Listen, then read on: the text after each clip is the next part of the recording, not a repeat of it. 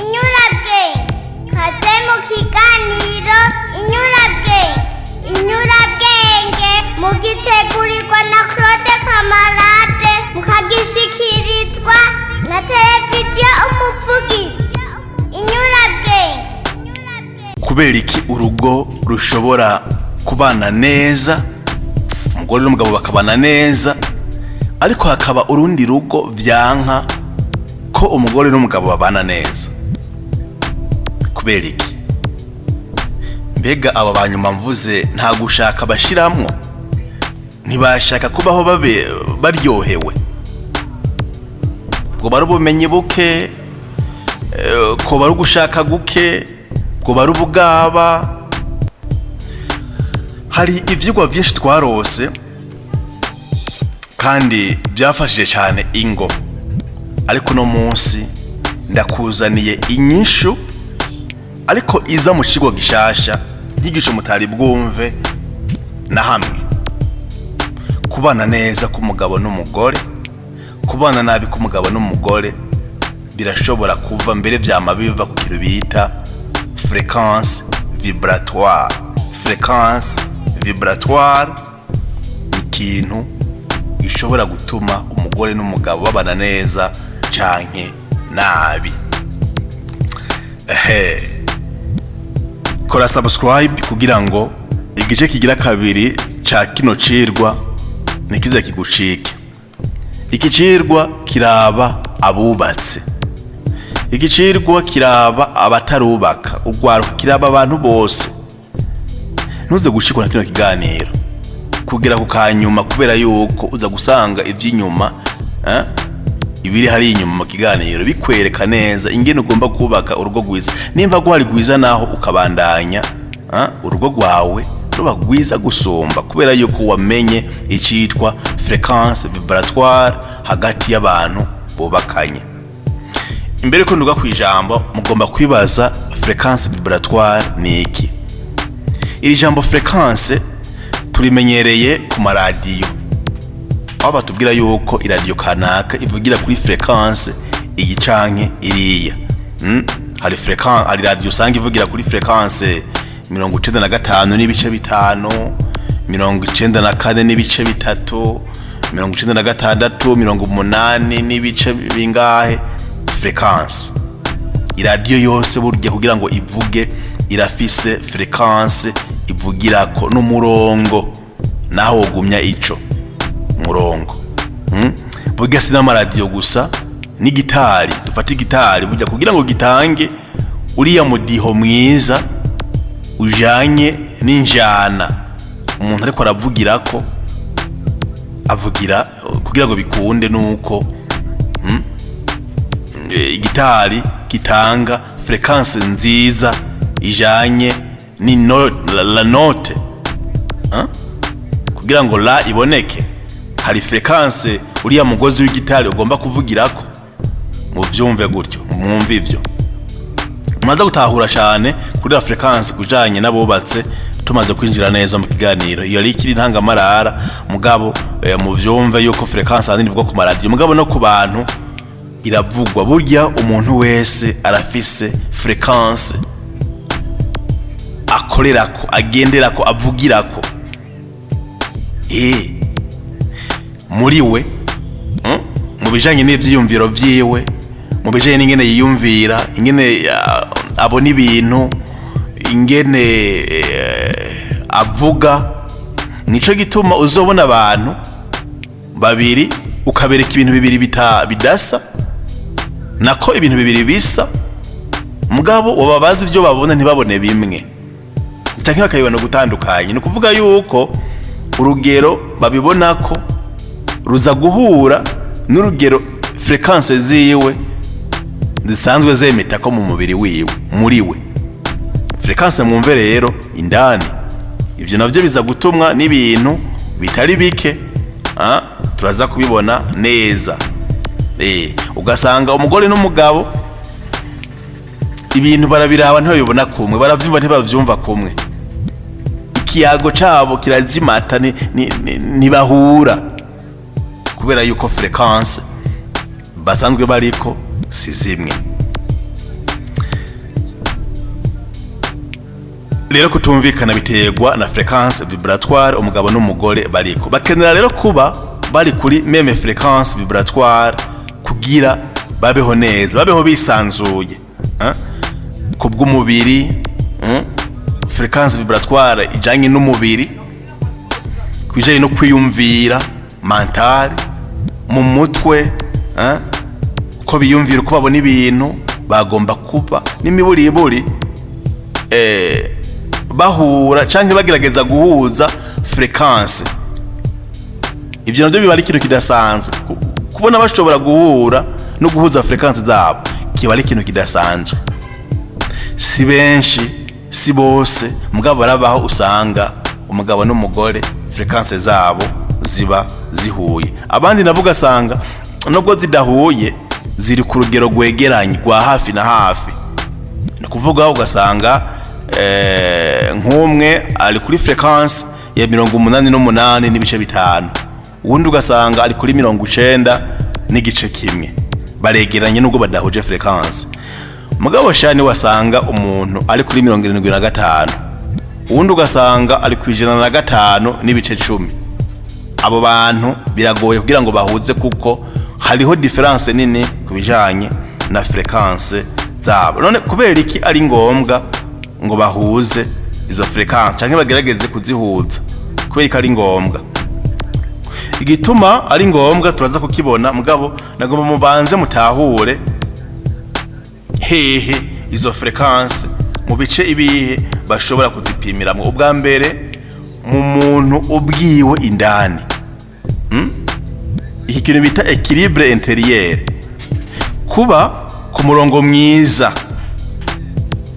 No kuvuga umuntu afise fréquence muri we isanzwe iri ku murongo mwiza, iregeye neza, itajwangarara. Nturugurura radio ugasanga urayumva mugabo ntuyumva, ukayumva mu buryo bisuma. No kuvuga yuko iyo fréquence ntuba watumbereje neza ku murongo. Canke ugasanga radio bwayo hariya anye muri emettere barafise ikibazo bikaza bicwangaraye ntibitumberereza ku murongo. Hari n'abantu rero mu mubiri wabo usanga kino kwita alignement vibratoire itameze neza. Ibimenyetso ni ibihe? Umuntu usanga abaho umenga afise stress, akamagwana nawe nyene. Kumva kugwana nawe nyene muravyumva. N'umuntu yamafise kino kwita tension émotionnelle, yama ariko arahangana nawe nyene igihe abuza abantu bahangana. Bona nk'umuntu ariko aravuga ngo urumva ibuye rimaze imyaka 10 canke imyaka yose riri aho hantu, akaritsitaraku akaza kubwira ninde yasiziribuye ngaha, iryo buye ryamye ngaho, ahubwo wewe ntiwagitondeye gusa wasamaye. Ubundi iryo buye ninde yamafise ibintu ariko arafana abantu canke n'ibintu, akaronka n'ibintu apfana wenyene ntiyakira. Uyu muntu abafise alignement vibratoire atari nziza, kandi bizomugora kugira ngo ashobore guhuza n'uwo bubakanye, kubera muri we arajagaraye. Ndabivuge gutyo, muri we afise diarrhée yo muri we nyene, arasanzaye ntiyegeranye, esprit yiwe n'umubiri wiwe ntivyegeranye, arajagaraye. Abantu bariho, kandi kubona nico gituma nze kino cirwa kuba uriho wewe uri kuranyumviriza birabaho nyene, birabaho. Turaza no kuraba ivyokorwa mu gihe usanga ufise ikibazo mwene iki. Ikirero nico umuntu agomba guhera. Umuntu ugasanga afise stress idahera, stress imuruhishije, umuravye no mu maso ukabona yuko uyo muntu wenyene ubwiwe ararushe, mugabo nta kimuruhije, ni wenyene yiruhije. Ubwa kabiri kino kwita relation harmonieuse, mu bubakanye fréquence zihuye ubibwirwa niki? Haraba ukuganira, kandi ukuganira bumvikana. Kuko bagenzi mutandukanye ukuvugana, ukuganira, novuga gute? Mutandukanye ukuvugana no guhana amakuru. Hari abantu bavugana batariko bahana amakuru, biratandukanye. umuntu ndavyumvira iyo bavuga ngo abubakanye nibayage ni vyiza cyane muga no kuyaga hari umuntu muyaga akavuga uti umuntu twayagiye iki kubera ko imvugo ziwe acira umuriro ntazi gutumbereza ibintu byose yamare muri negativiste mugabo abantu bahuje fréquence barayaga bakumvikana communication yabo ikaba nziza barahuza mu gihe umwe ashobora kuba muri vibration yo hasi basse vibration nayo irangwa n'iki irangwa n'ishavu irangwa no kwama umuntu novuga umenga arafoye gomba kugwana basse vibration ubundi nawe kamusanga muri haute vibration bigenda gute vibration yo hejuru iyo nayo usanga ari calme afise urukundo sigwita compassion umugwaneza iyo rero habaye le déséquilibre hacaba conflit umwe aguma yinumiye canke afise urukundo abonwa nabi na wa wundi afise ibimubiramwo birimo n'ugwanko birimo n'ishavu birimo kwamatongana ntaryoherwa no kubona uwo wundi afise urukundo kandi yamatekereje hacaba conflit mugabo kandi birashaka kugaragarira kino kwita santé physique et émotionnelle amagara y'umuntu ni kindi kintu gikomeye cyane abantu babana bagomba kuba bameze nk'abahuje ibijanye n'amagara yabo ku mubiri mwumve ku mubiri kubera yuko burya aho dukurira ingene tubaho ingene tuvuka ibyo dufungura ntibiba bimwe usanga hari umuntu yakuze afungura nabi umuntu yakuze ataronka ibyo afungura ibyanwa mugabo wundi ugasanga afise umubiri wiyubatse neza kubera yuko niko hariho bagage umuntu avukana Imana imuha umuntu akavuka afise umubiri mwiza mugabo akaza gukomezwa rwose n'ivyo afungura umwe rwose ntavyo yarose biragoye ko abo bantu babana mu gihe capacité z'imibiri yabo zidahura atari zimwe fréquence vibratoire élevée usanga rifatiye no ku magara meza bonne santé meilleure résistance aux maladies umuntu afise fréquence vibratoire iri hejuru usanga afise amagara meza ugasanga n'ibigwara nibihuta biramufata mu gihe uzosanga ufise fréquence vibratoire yo hasi yabantu bugwaragwara inkorora idahera ibicurane bidahera kwiyabira imitwe idahera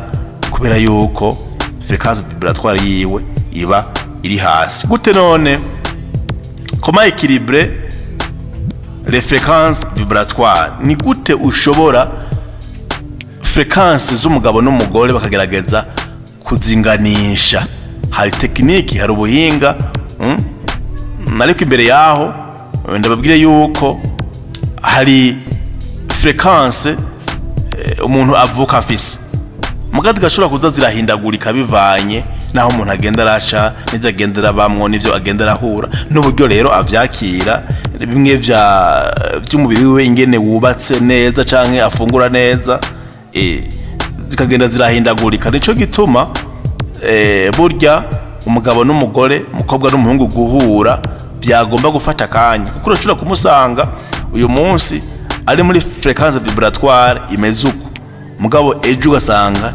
yakorotse uwo rero bagomba kumenya équilibre yiwe mbega fréquence vibratoire yiwe iri ngaha niyo yakorotse biza kugenda gute biza guhurira hehe canke waza kuvyifatamwo gute rero tugomba kubona ingene bashobora kuzishira ku murongo umwe zikagerageza kumera nk'izingana ubwa mbere gerageza kwiremamwo ivyiyumviro vyiza cultiver les pensées positives bagenzi hari abantu bamana ivyiyumviro bibi hari abantu bama babona ibintu bibi gusa mu buzima bwabo ataneza bashobora kubona ivyo ni vyo umuntu yiremamwo ashaka arashobora kugira gute kubihindura ibintu novuga ni éviter les pensées toxiques et se concentrer sur la gratitude et l'amour ikuremwo ivyiyumviro bibi wishiremwo wiyubakemwo wirememwo ivyiyumviro vy'ubugwaneza n'urukundo birahambaye cyane ubugira kabiri kinovuga gufata neza umubiri wawe. Gufata neza umubiri wawe biratuma frequences zawe ziguma ku rugero rwiza. Gufungura neza, kunywa amazi meza kandi neza ku rugero rukwiye, kunywa amazi akwiye, umubiri wawe ukama uri hydrate, umubiri wawe ntiwumire, ntunywe ibiyoga byinshi biza kwicira umubiri. Ibiyoga bibi bikaze byinshi birashobora gutuma frequences yawe ihinduka. Uko ubona ibintu n'ingene wiyumvira, ingene uraba ibintu, tukaraba ibintu mwengo tworavye bimwe twobonye bimwe mbwa ntitubone bimwe kubera yuko frequences zawe zarahinduwe n'inzoga. Ivyo rero bibi bintu bibi, ivyo dufungura byica umubiri wacu. Aho abandi bafungura kugira ngo babeho, ukabaho kugira ngo ufungure. Kunywa amazi menshi nabivuze, gufungura ivyo bintu vyoza umubiri wacu. Imiti kama yitwaha mw'ishamba, izo mfungwa zitugirira akamaro akaba arizo dufungura. Tukirira ibintu byo mu magopo byinshi bihinduye, ibyo bituma frequences zacu zihinduka. Rero kugira sport, ujye bw'umubiri, kugira sport ni ikintu ciza. Tutibagiye kuruhuka neza no kugira gute no gusinzira. Umuntu asinzira, umuntu aruhuka neza, aragira frequences vibratoires ziri ku rugero rwiza. Ziyongera kuko binavuga ubwa mbere cya meditation et respiration. Hari uburyo bwiza bw'ingene umuntu ashobora kwitekerezaho nyene, akiyumvirako, akagira guhema neza. Narababwiye yuko uburyo bwo guhema burya biraje n'uburyo bwo kwiyumvira. Iyo uri kurahema neza ku rugero rwiza, burya ndashobora kukubona ingene uhema mu kajagari, nkabona neza yuko no mu kwiyumvira kwawe atakirenga kirimo. Ingene umuntu ahema iyo battement du cœur, ahema atuje, urabona neza yuko no mu kwiyumvira kw'uyo muntu. Rero hari n'amaexercice bagira mu kwitekerezaho no mu gushobora kumenya guhema neza, pour pouvoir harmoniser l'énergie intérieure. Ni kugira ngo dushobore guhuza uyu mubiri wacu n'umuntu w'imbere. Hari ibimenyetso vy'uko umuntu w'imbere ku muntu adahuye n'umuntu w'inyuma, umwe wese abo bantu babiri batanasa, umwe ari ukwe batari mu bumwe. Hari ibimenyetso kubona ku muntu. Ivyo rero kugira ngo bikunde, ibi bya meditation, uburyo bwo gusenga, adoration, respiration, hari ama pratique nzo yabigisha nk'umuntu ashobora kumenya guhema neza kugira ngo umuntu w'imbere n'uw'inyuma bahure, bareke kujagarara, bareke kuba bafise diarrhée mu bwonko. Umuntu agira diarrhée mu bwonko nakibabwiye aheruka ari ibimenyetso vyiwe. Birero navyo iyo umuntu afise diarrhée mu bwonko, ajagara, usanga asanzaye, yaba mu bihinda mu bidunda gusa, kazi gufata umwanya wo kwitekerezaho, usanga na frequences ziwe zihindagurika canke ziri hasi, zidahura n'izuyo muntu arangwa n'igihushane cibe. Umuntu yaba muri meditation, yaba muri bonne respiration, agira ama pratique meza y'ibi bintu, usanga frequences yiwe ari nziza, ziri ku rugero rumwe, ntizihure na za wa wundi atahava ngo abibemwo. Ivyo rero navyo turashobora kubishobora mu kuririmba indirimbo zimwe zimwe. Bw'indirimbo n'umuti maremo beze, ikiganiro ndiko ndategura cirekana ingene kuririmba ari umuti uvura ubwonko. Ku buryo umuntu ashobora kuririmba indirimbo igendera kuri frequency yo hejuru, iri kuri megahertz 432 canke 528 iri ku rugero rwo hejuru. Bigatuma ashobora kuduga mu bijanye na frequency ziwe. Nico gituma mu madini menshi canke yose bararirimba, bakabigisha kuririmba neza n'amajwi yo hejuru batangaza. Harimo uburyo bwo guhuza umuntu w'imbere no w'inyuma. Canke iki kintu cyitwa mantra, narakibabwiye mantra, amajambo meza y'amasubigwamwo, amajambo meza y'ingirakamaro. Kuko nabwiye ko ijambo rirema rikubaka umuntu, rikarema ico rivuze. Mantra, mantra, abantu iryo jambo rikamara risubirwamo ku mugoroba, ko umuntu avyutse, abakristo ndakuramutsa Mariya, mwaramutse Mariya wuzuye inema. Agira n'amajambo meza atuma umuntu ashobora gusubira kubaka umubiri wiwe, bigahura n'umutima wiwe na frequences zikaba nziza. Cyo gituma abantu basenga niyo umuravye iyo ariko aravuga, iyo ariko aragenda, iyo ari mu biyago, urashobora kumubona turiya muntu arihuza n'Imana gusumba umuntu ataba asenga. Birashoboka kenshi ubiravye neza, ndavuga ujya asenga mu kuri kwa nyako, yuzuye urukundo rw'Imana biva kandi mu ijambo ry'Imana. Arashobora kandi muri za pratique kwihuza n'ikirere, mvuge gute, kwihuza n'isanzure, space, ugasanga nk'umuntu arafasha akanya ko gutambuka n'ibirenge kandi atabirato. Kijye ari ikintu gikomeye cyane umuntu ashobora kugira nka exercice yo kwihuza n'isi, kwihuza n'isanzure, bituma frequences zawe zitama zihungabana. Canke umuntu akaza kumara umwanya munini yamwishamba. Mwaravyumva aba bantu baba monake canke abantu bihaye Imana, agafata yuko ubuzima bwiwe azobumara mwishamba, ahazoza guhura n'Imana. Burya ni biduha yindi nsiguro, biri bikindi kintu gikomeye cyane, kubera yuko muri uyo mwanya aza kumara mw'iryo shamba asubira kwiyubaka. Burya ngo turatakaza cyane muri twebwe mu gihe tuguma mu bintu biguma bikubita, biguma bidunda, ibintu biguma ari hejuru gusa, ye byo tunywa, byo turya, biraje rya iruka tamba, ugasanga umuntu ari mu bwo buzima bijya biradusambura. Mugabo ugomba kuba kuri frequency nziza, ari umugabo cyangwa ari umugore, agafata akanya akagenda muri nature kwitekerezaho. Uyu munsi abakristo bobo baja imbere y'isakramento geranda, bagasenga, bagafukama, bakagira adoration, bakagira meditation, n'ubundi buryo.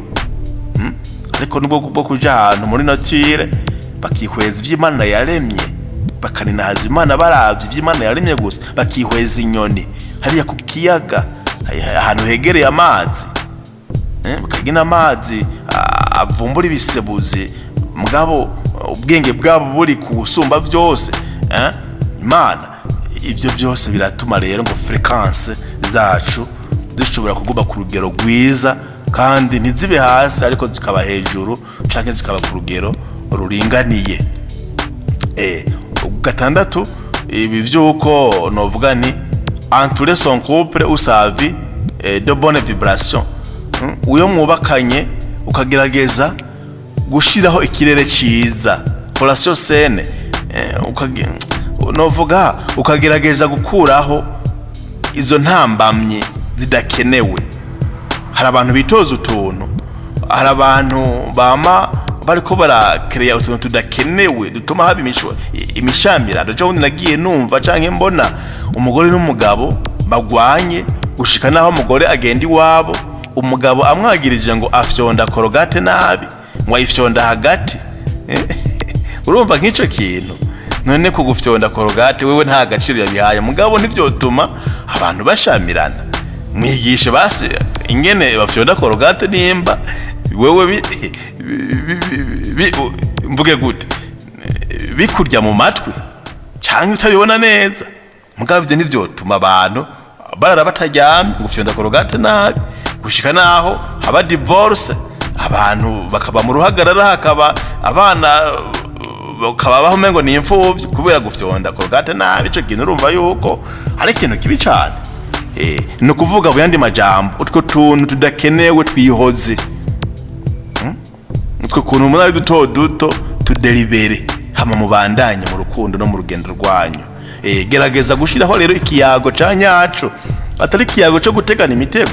Hari abantu bavuga ngo nibavugana, umugabo yavuga kubona bivuga mu ntango, ugasangana amabombe gusa ururimi rwiwe, wawo ndi ngo niki, ni terabwoba gusa, nuko aramanyagura, arasitura kubera ururimi rwiwe.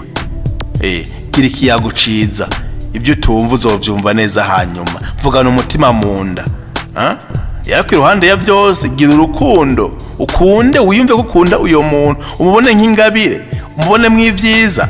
Hari ibintu asumvye abandi, uko bigenda kose hari ibintu asumvye abandi.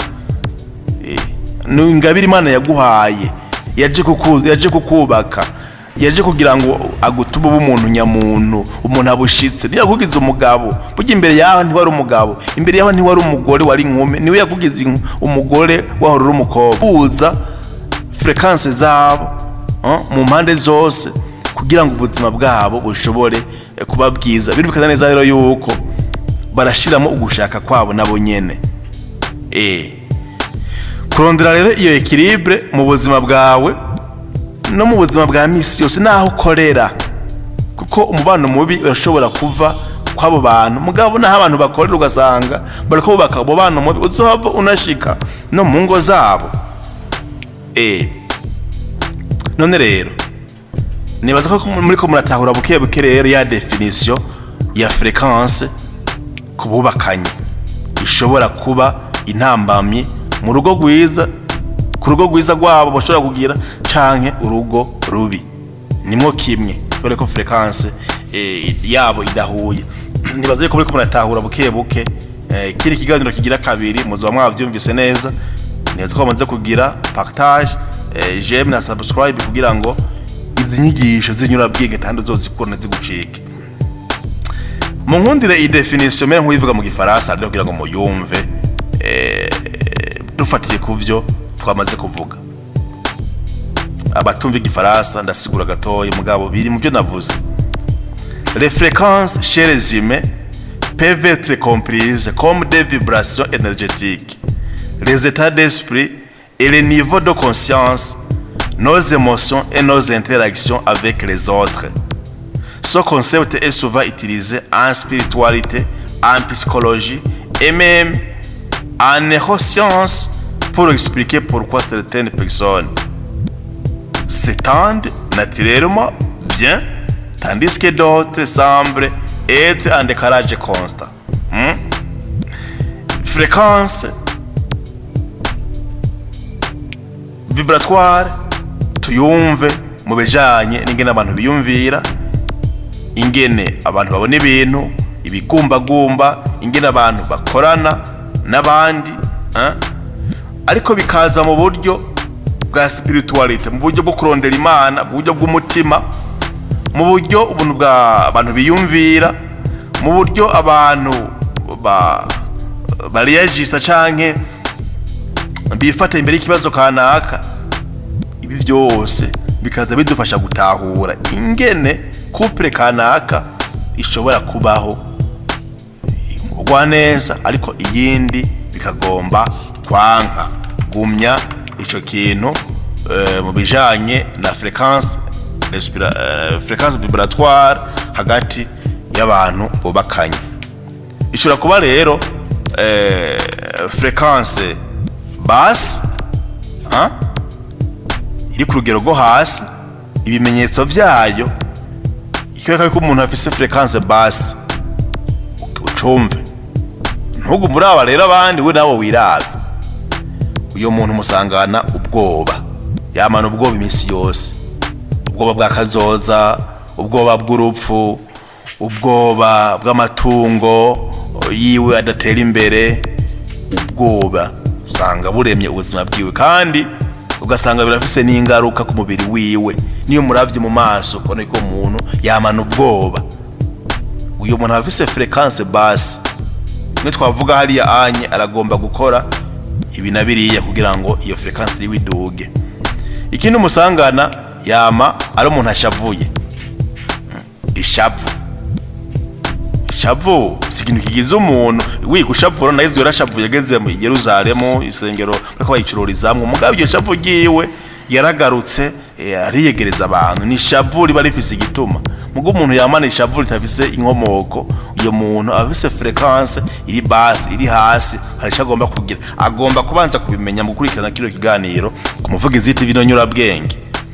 Ikindi kimuranga uzosanga ari umuntu yikunda. Hari abantu bikunda mu buzima, atazi kubona uyundi, akagenda kwa gacobe amaboroshete y'ubwoko bwose, ibitabazi, amazingaro, imisoso, bagashirako ubutumbutumbu ubwoko bwabwo sinzi, ariko muhira hari bijomu, hari uturengarenga. Uyo muntu arikunda, afise fréquence basse, nabimenye hari kibazo. Kandi uyo niyaza gusharikana n'umugore yiriwe ararima canke iyo arondera utwarondera agatunga abana birumvikana kubera yuko frequency zabo si zimwe, ko babona ibintu si kumwe, arikunda uyu muntu.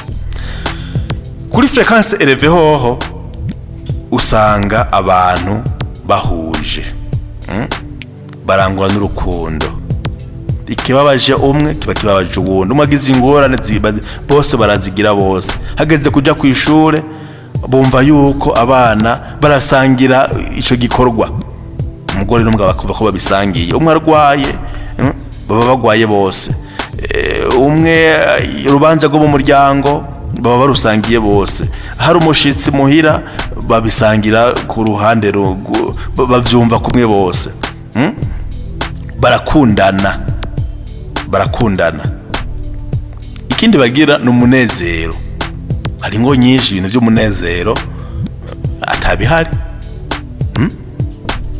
Niyo haje umuntu umengo uyo muntu aje kubavogera, umengo waje kubaka n'utwo bari bafise, uravyumva, nta munezero. Rero byerekana uyo muntu yuko iyo afise umunezero aba afise frequency eleve. Amahoro yo mu muntu, yo mu mutima indani. Hari abantu badafise amahoro, n'imbeba zivuza casimba, abonye abantu bariko baravuga ari ku metero 10 ngo bariko baramvuga, bariko bakuvuga iki? Ko bafise bici bariko baravugana, canke urafise amarabwa bakuvugako, mbiye bakuvuga hora manyuka bamvuze, none wabaye iki?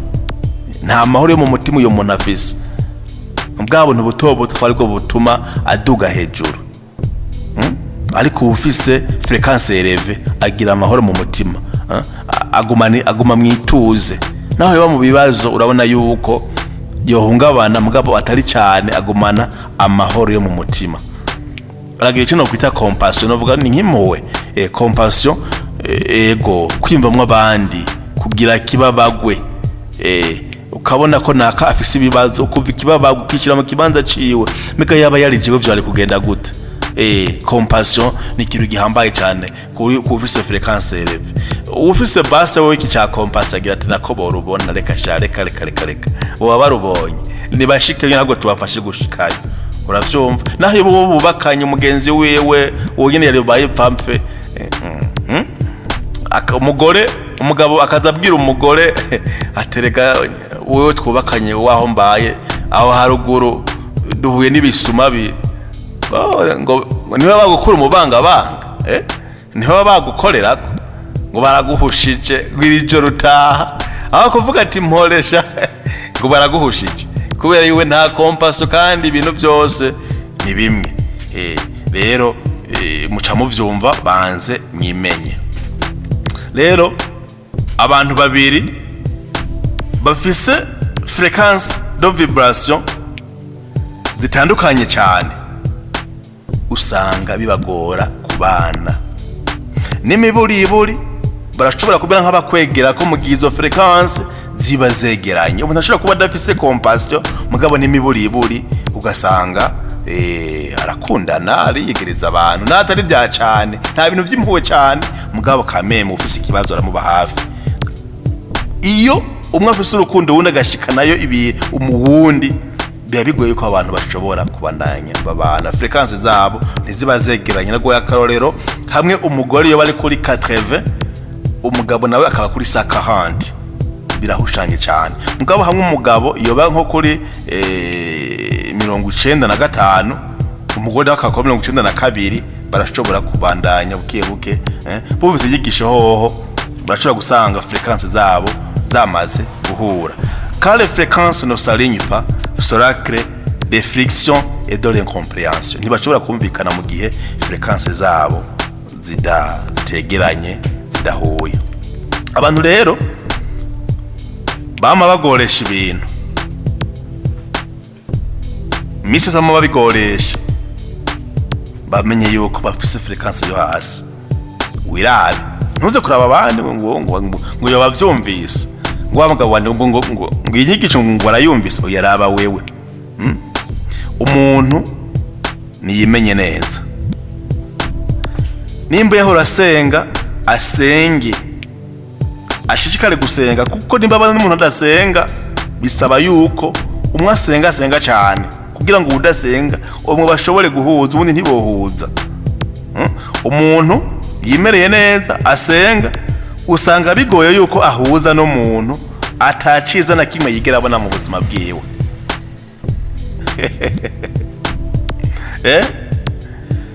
Abantu rero batagendera kuri meme frequency barashobora kuvugana ariko ntibigere bahuza.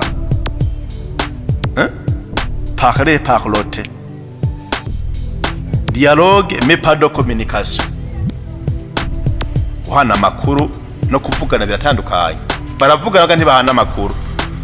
Ukazosanga rero umwe avuga ivy'iparasere, umwe akavuga ivy'ibitenge azokwambara. Umwe avuga yuko yubo kubaka akazu, uwundi akabona umunsi mukuru wa Saint Valentin, uwundi akabona umunsi mukuru w'abakenyezi. Uravyumva? Abo bantu ugasanga mugabo abantu bari kuri meme frequency, icumwe avuze uwundi ahita aciyumvamo. N'igihe atagitahuye amufashe kugitahura, agitahura vuba.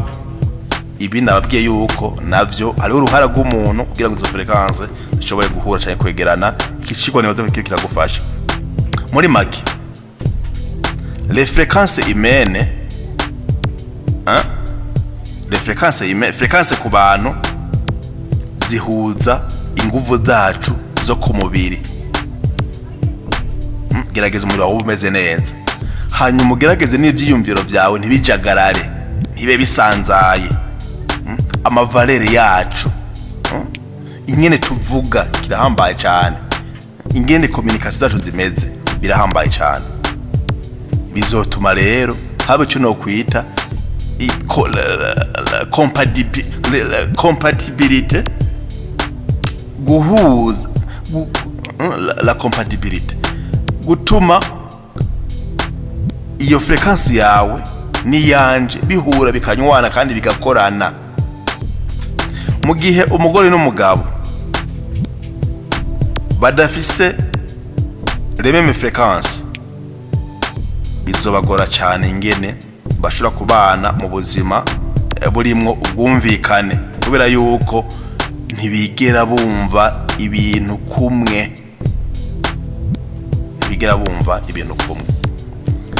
Twigize imbere gatoyi, mbega umugore n'umugabo batumva ibintu kumwe mu mabanga mpuzabitsina naho bite? Umugore n'umugabo badasangiye frequency ziba bifise intambamye kubijanye n'amabanga mpuzabitsina? Yego cyane, kubera yuko mwavyumvise yuko musanzwe munabizi imbere yuko umugore n'umugabo mu by'amabanga mpuzabitsina bagira icyo no kwita connection. Umugore n'umugabo barahura bakaba umwe mu buryo niko bibonekana uburyo bw'umubiri, mugabo yaba inguvu zabo, yaba ibyiyumviro byabo, buryo navyo birahura. Mbere nibijanye na la spiritualité, ibijanye n'uburyo barondera Imana, arico gituma burya kubisanzwe umugabo n'umugore imbere yuko bahura mu mabanga mpuzabitsina babanje gusenga, kubera yuko ibyo bagomba gukora riza guhuza ubwo buzima bwabo bwose bw'umutima n'umubiri. Ubwo buryo bwa psychology ingene asanzwe yiyumvira, ingene asanzwe abona ibintu bijya birahura. Nico gituma ijambo ry'Imana ritubwira yuko umuntu yihuza n'igihumbu nawe bigihumbu. Kiya gihumbu uko kimeze, uko ameze apana ku mubiri inyuma, oya, kubera yuko guhuza ibitsina birarenze cyane ku mubiri, biragera no mu bitaboneka, subconscious mind. Umuntu wese, nico gituma mubona inyandiko nyeranda, Imana, amabwirizwa y'Imana, ikintu cyo guhuza ibitsina mu buryo bw'akajagari Imana yamicanka cyane, kubera yuko kirarenga kubijanye n'ingene tubona umuntu inyuma, mugabo kigashika mu bijanye n'umuntu indani mu bice byose, nta gicina kimwe gisigara. Nico gituma uzosanga umugabo n'umugore nyuma ya mariage bakubwira yuko barasa nyine, agomba bwirizwa gusa kuko barahura bakaba umuntu umwe bahujwe n'iryo banga canke nuko kurangura amabanga y'abubatsi. Iyo rero badasangiye frequence ibintu bigenda ko. Hari amajambo nzakoresha igifaransa muze kunyumva, bagira bati nganaza kubisigura: l'acte sexuel ne se limite pas à un échange physique, il s'agit aussi d'une fusion énergétique et émotionnelle. Niba narisiguye bahuza n'ivyiyumviro byabo birahava bigahura selon différentes approches: spiritualité, psychologie, science. Les fréquences sexuelles influencent le niveau de plaisir, de connexion et d'harmonie. Niko hari umunezero mugabo hakaba kunywana, hakabamo rero nuko kunywana umwe womengo n'uwundi hagati y'abo bantu bahuje imibiri.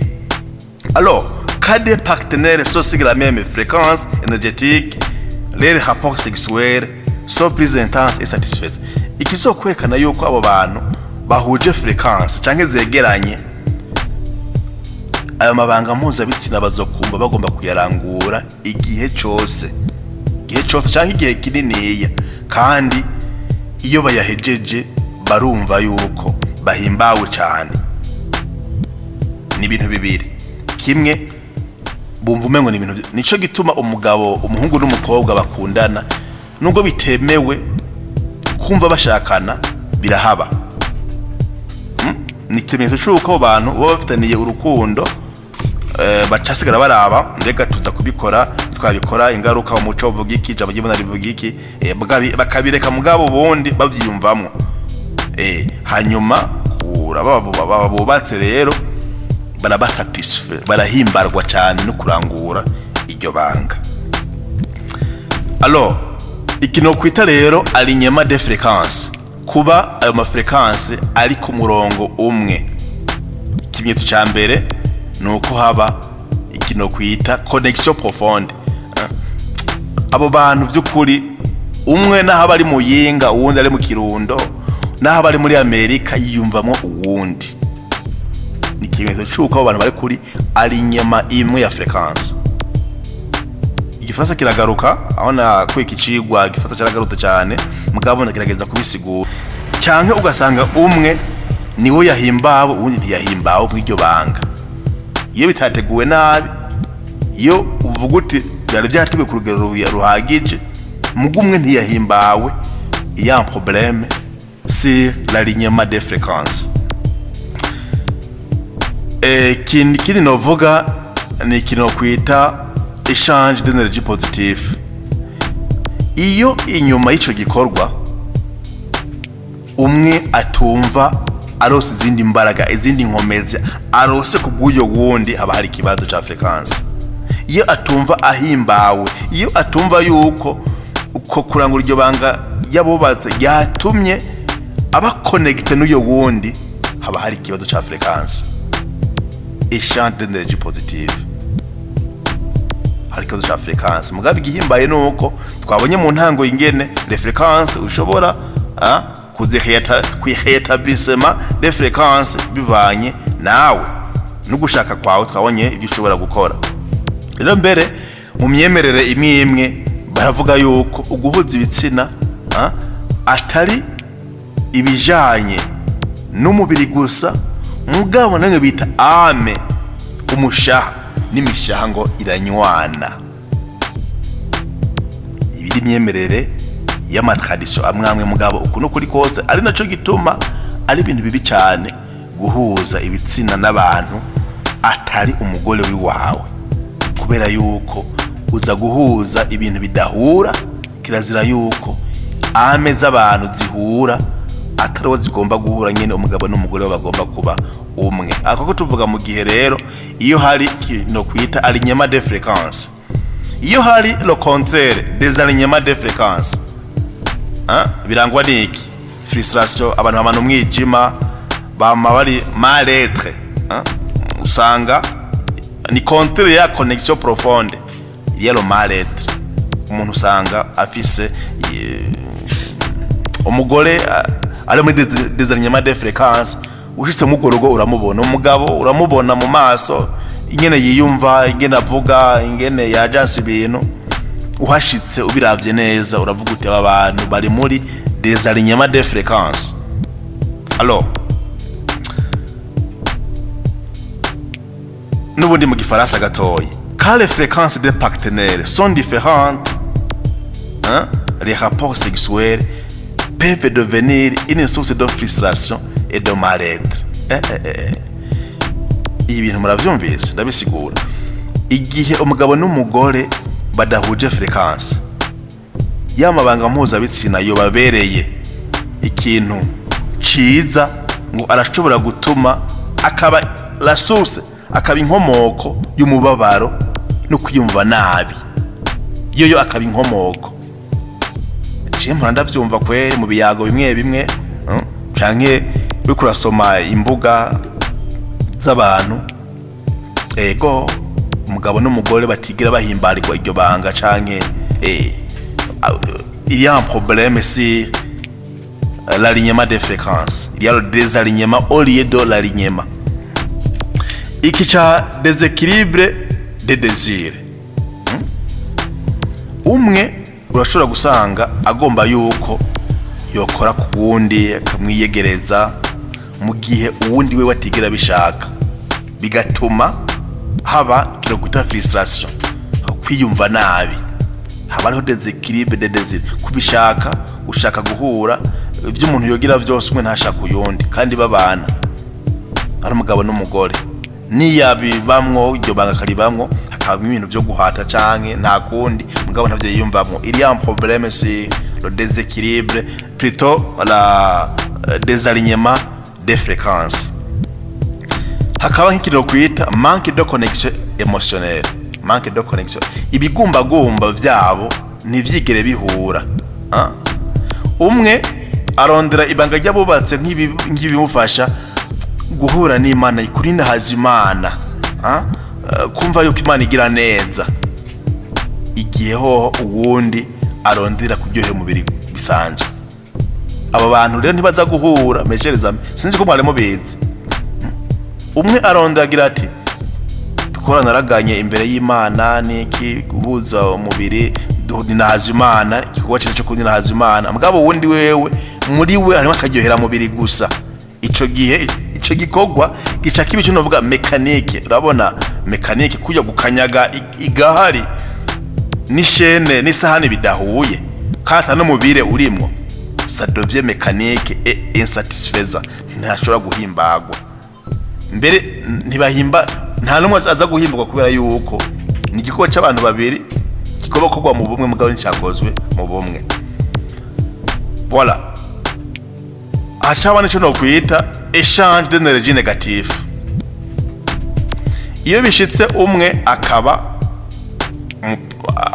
muri aba partenaire ari afise stress, stress rokiva gute mu Kirundi, canke ari frustré, abona ibintu kundi kuntu ntibihuye na wa wundi muntu, iyo energy umwe yiyumvamwo mwari muzi ko ayiha uwundi. Ibanga ry'abubatse guhuza ibitsina ni ibintu bikomeye cyane, ni ibintu bigera kure cyane. Iyumvire bavuga yuko uko kuba umeze nabi, wumva umengo ibintu birakubihira, wumva umengo nta kintu kimwe kikujyohera, ibintu bibona ukundi kuntu, byari bibujijwe kuza guhuza umubiri n'uyundi muntu umeze uko onye, kubera yuko ibi uraza kubitransmeta, uraza kubiha uyo mu partenaire wawe. Nawe rero gacha yumva yuko mengo igikorwa nicahera yumva ari vide, iyo giheze yumva ari vide, arasambutse, ahubwo aho kumwubaka igikorwa cyamusambuye. Twitondere rwose iki gikorwa Imana yahezagiye kububakanye. Niko turerekana ingaruka zigene abantu bashobora kugira ibibazo kubera ko badahuje fréquence mu bijanye n'amabanga mpuzabitsina. Ariko sinza gusozera ntababwiye nuko hari impact nziza, hari ikintu ciza ku bantu bahuje frequence mu bijanye n'amabanga mpuzabitsina, mu bijanye no kubaho kw'abantu. Mu gifaransa n'ubundi, quand l'échange sexuel est fait dans une bonne énergie, amour, respect, bienveillance, il a des effets positifs sur la santé mentale et physique. Igihe abantu bahuza ibitsina, bahuza imibiri, barangura ibanga ry'abubatse mu mvugo ibereye, bari mu rukundo, bubahana, bashigikiranye, basangiye gupfa no gukira, biragira ingaruka nziza ku mubiri wabo. Umubiri wabo uramera neza cyane, ku magara ajanye no kwiyumvira, santé mentale, ku magara y'umubiri. Ama stress bari basanga ngo natali yaraheze aragabanuka, arahera. Bakiyumva ari abantu rero baguwe neza, kubera yuko bavyumva kumwe, buzuye urukundo, buzuye kubahana, buzuye kubabariranira. Mu gihushana igihe ibanga ry'abubatse riranguwe, muco no kwita mauvaise fréquence, no kuvuga ata rukundo rurimwo, ata kwengingana birimwo, ico gihe nta kindi bisiga atari iki, uburuhe. Ukumva ama emotion yawe umengo uwo muntu iryo banga canke ico gikorwa kirabasambuye aho cari kububaka. Voilà gute rero umuntu ashobora kuzana ku murongo mwiza izo fréquence sexuelle. Ni gute? Barabikosora, nta na bimwe bidakosorwa, nta kintu na kimwe kidashobora gushirwa ku murongo mwiza mu gihe abantu babishatse. Ubwa mbere, gutunganya neza ibijanye na communication, ingene uvuga. Parler ouvertement les besoins, les désirs et les attentes. Umugore n'umugabo nibayage imbere yuko barangura amabanga y'abubatsi, mbere banavugane ni iki wowe witeze muri no banga, ariko washaka wifuza iki, urindiriye iki, ni iki cyo gufasha ikiyago. Créer un lien émotionnel fort. Aha novuga nti renforcer la capacité hors de la chambre à coucher. Igihe abantu bari hanze, igihe abantu bari ku murimo, nibagerageze ibiyago bibe vyiza, niko mugabo ivyo bintu byose byotuma bumvana n'inyuma y'icumba cyo guhura, babigerageze.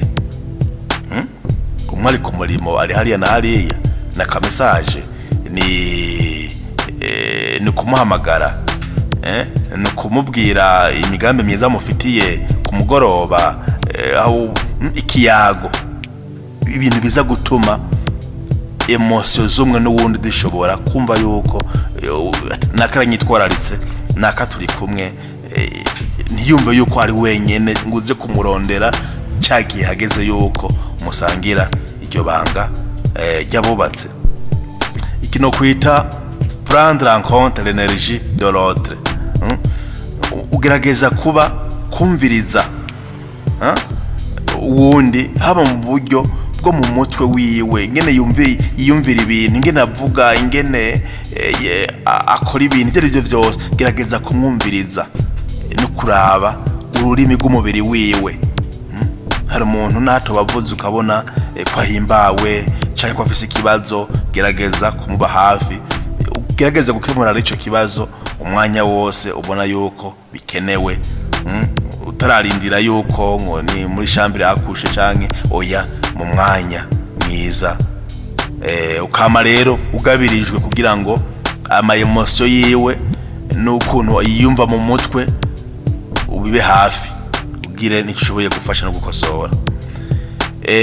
Novuga nti pratiquer la pleine conscience ou le tantrisme. Gerageza kurondera ibijanye no guhuza ibitsina mu buryo bugera kure cyane kandi burimo guhuza imitima. ntiwumve guhuza imibiri canke kurangura ibanga ry'abubatsi nk'ibintu bisanzwe, ariko gera kure hanyuma ubizane mu buryo bwo guhuza imitima n'imibiri n'umushaha byose. Muri make les rapports sexuels ne sont pas seulement physiques, ils impliquent aussi une connexion énergétique. Guhuza imibiri, guhuza ibitsina, kurangura amabanga y'abubatse si igikorwa c'umubiri gusa, ni igikorwa gihuza umutima n'umubiri umuntu wese.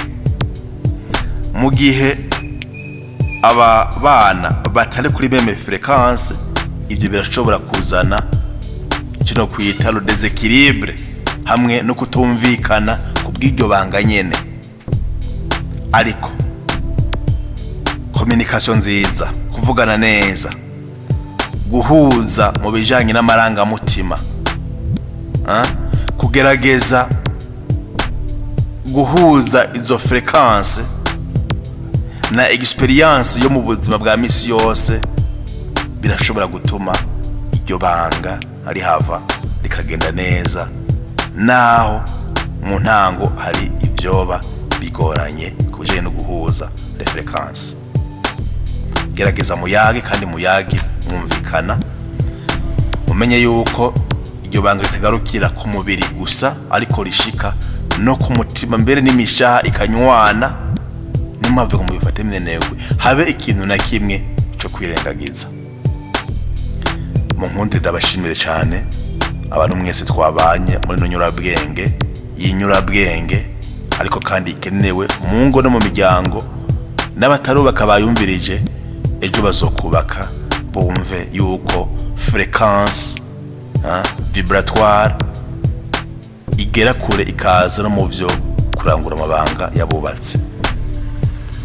Nimba ufise ikibazo, nimba hari ico wagumije, ucandike hariya muri commentaire kugira ngo gishobore gufasha abandi, kidufashe twese tubandanye twubaka umuryango, kandi umuryango wagutse. Nibaza yuko abari bafise ibibazo kuri kino cirwa hari ikintu bagumije kijanye na fréquence vibratoire hagati y'abantu bubakanye. Nuko rero ivyo mwarose mubishire muri pratique, mubishire mu buzima bwacu bwa misi yose, muzobona impinduka.